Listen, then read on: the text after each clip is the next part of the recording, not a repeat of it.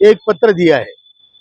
इस पत्र में छोटा सा पत्र है, इसमें लिखा है कि आप हमारी मांगे पूरी करो। और श्रम सचिव जो हमारी आरती आहूजा जी है, आज रिटायर हो गई, उनको भी हमने दिया।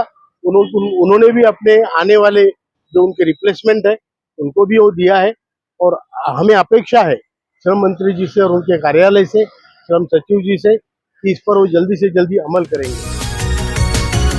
कर रहे हैं और कई मंत्रालय में जाके मिल रहे हैं, अपने प्रपोजल पे बात कर रहे हैं, कहाँ तक बात आगे बढ़ी कुछ बताएंगे?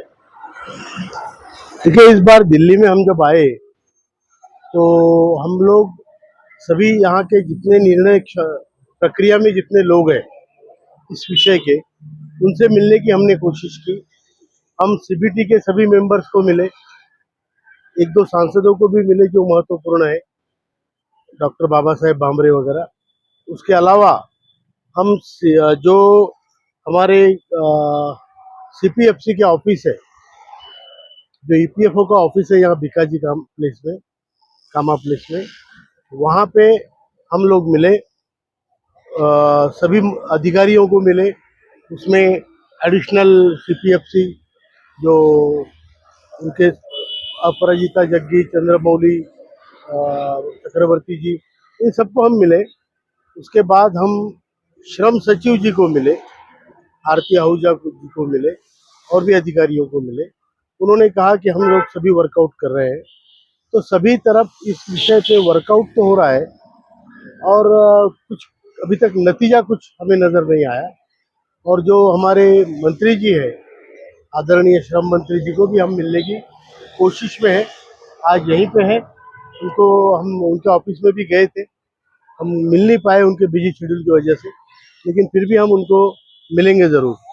तो सबको मिलके और सभी को एक प्लेटफॉर्म पे लाना हमारा कर्तव्य है। आज एक अच्छी बात ये भी है कि हम पांचों लोग जो आप देख रहे हो, हम सभी लोग आदरणीय वित्त सचिव जी से मिले, फाइनेंस सेक्रेटरी जो हमारे टीवी सोमनाथन जी है, उनके साथ हमने मीटिंग की, बोले, उनसे बात की। उन्होंने अपनी अड़चनें जो भी थी, मतलब सबकी जो प्रॉब्लम्स है इस विषय में, उन सबको एक दूसरे के साथ जोड़ के इस पर एक सामूहिक अच्छा निर्णय हो। लेकिन एक बात समझ में आती है कि इसमें जो कुछ होना है वो पॉलिटिकल निर्णय होना है। और हम आशा करते हैं कि हमारे प्रधानमंत्री जी आदरणीय मोदी जी इस पर अगुवाई करेंगे, इनिशिएटिव लेंगे और वही कुछ कर सकते हैं, तो भी सारे department they will fall in line. ये कह रहा हूँ सर, आज श्रम मंत्री से भी आपकी बात हुई क्या? नहीं, श्रम मंत्री से बात करने के लिए हम गए, तकरीबन वहाँ पे 1 घंटा बैठे, लेकिन श्रम मंत्री जी वहाँ पे नहीं आए, मिल नहीं पाए। अभी हम फिर कोशिश में लगे हैं कि उनको मिले। सर लगभग 7-8 दिन तो हो गया होगा प्रपोजल दिए हुए, आज 29 तारीख को उनको घोषणा करना था, तो आज कुछ करना मतलब क्यों नहीं पा रहा? नहीं, घोषणा की तारीख तो किसी ने तय नहीं की है, लेकिन एक हमारा एक ऐसा मानना था कि जो चीफ सेक्रेटरी लेबर आरती आहूजा जी आज रिटायर हो रही थी, तो आज के पहले पहले घोषणा होगी।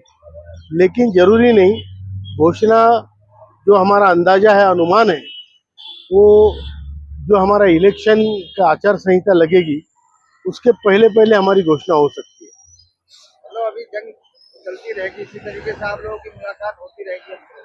बिल्कुल। अभी तो हमने नोटिस आज दी है।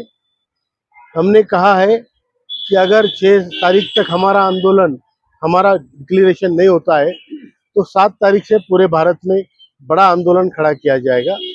उस पर काफ़ी विचार है, सभी लोगों के हम विचार ले रहे हैं, संगठन के जो प्रमुख नेता गण हैं सभी के विचार ले रहे हैं। उसमें कुछ भी हो सकता है। हम रेलवे रोको कर सकते हैं, रेल रोको कर सकते हैं, हम रास्ता रोको कर सकते हैं, हम ईपीएफओ का ऑफिस को ताले लगा सकते हैं, या कलेक्टर के ऑफिस पे मोर्चे ले जा सकते हैं, या फिर चुनाव में हम बहिष्कार कर सकते हैं। ये सारी चीज़ें हम करने के मूड में है अगर हमारा काम नहीं होता। कल सर आएंगे आप श्रम मंत्री से? आज ही मिलने की कोशिश करेंगे। अच्छा, आगे हो गया। मैं कह रहा हूँ सर, बहुत सारे कमेंट आ रहे हैं, कह रहे हैं कमांडर साहब आप 3000 का ही प्रपोजल हमें दिला दो, हमारे लिए इतना ही बेहतर है। नहीं नहीं, हमने तो देखो, हमने कोई ऐसी कंडीशन नहीं डाली है। अगर हमें 1 रुपया भी मिलता है तो हम लेंगे, लेकिन 7,500 महंगाई भत्ता ये हमारी अंतिम ये है जो मांग है, उसको हम उसके लिए हम झगड़ते रहेंगे। जो सरकार आज देती है, लोगों की हालत देखते हुए हमें वो लेना पड़ेगा और हम उसे खुशी खुशी स्वीकारेंगे। लेकिन आगे हमारी लड़ाई जारी रहेगी और हम सब लोग मिलके सरकार से जो हमारा हक बनता है, हक से ज़्यादा नहीं, जो हमारा हक बनता है तो जरूर हम लेंगे। सर आपसे लाखों करोड़ों लोगों की उम्मीदें रहती है, क्या नाम कमांडर साहब क्या कर रहे हैं, उनकी टीम क्या कर रही है, और आपकी एक जो हुंकार पे लोग बाग जो है, सब चीज करने के लिए तैयार रहते हैं। आज कल से हम वीडियो चला रहे हैं, एक ही आह्वान चला रहे हैं कि कल कमांडर साहब आप लोग खुशखबरी देंगे, तो आज तो खुशखबरी मिली नहीं। देश के जो आपके पेंशनर हैं उनको क्या वो देंगे संदेश? अब देखिए, हम जो लड़ाई लड़ रहे हैं ये सभी लोगों की एक साथ आकर लड़ाई है। हम मांग रखने वाले और उसके लिए सरकार पर दबाव डालने वाले लोग हैं। हम सामान्य जनता है। आस हम पर टिकी इसलिए है कि लोगों का विश्वास है कि ये लोग सभी जो हमारे नेतागण हैं ईमानदारी से काम कर रहे हैं, मेहनत कर रहे हैं और लोगों की इच्छा सरकार तक पहुंचा रहे हैं। तो उनका विश्वास हम पर रखना एक अच्छी बात है। हम भी उस पर खरे उतरेंगे। लेकिन जो देने वाला है वो तो कोई और है, तो प्रधानमंत्री जी है जो हमको देंगे। और उनके ऊपर दबाव डालने के लिए मैं लोगों को यही कहूँगा कि या तो हम अपना हक पाएंगे या हम लड़ेंगे, और लड़ाई तीव्रता से लड़ेंगे। इस बार हम बहुत तीव्रता से लड़ाई लड़ेंगे, कोई घर में नहीं बैठेगा। जो भी आंदोलन डिक्लेयर होगा, हर आदमी अपने परिवार के साथ आंदोलन में शामिल होगा और देखेंगे हम कि हमारा भी वजूद क्या है इस देश में, हमारा अस्तित्व क्या है। अगर देश में लोकतंत्र है और लोकतंत्र में अगर आप 7.5 करोड़ अंशदान करने वाले परिवार और 75 लाख रिटायर्ड परिवार, इनकी मांगों को इग्नोर करके आप चल सकते हो, तो फिर आपका लोकतंत्र आपको मुबारक।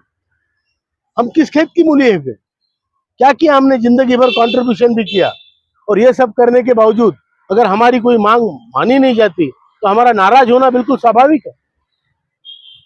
तो हमारी सरकार से गुहार है कि we are also part of the system. हम आपके लोकतंत्र के हिस्सा है।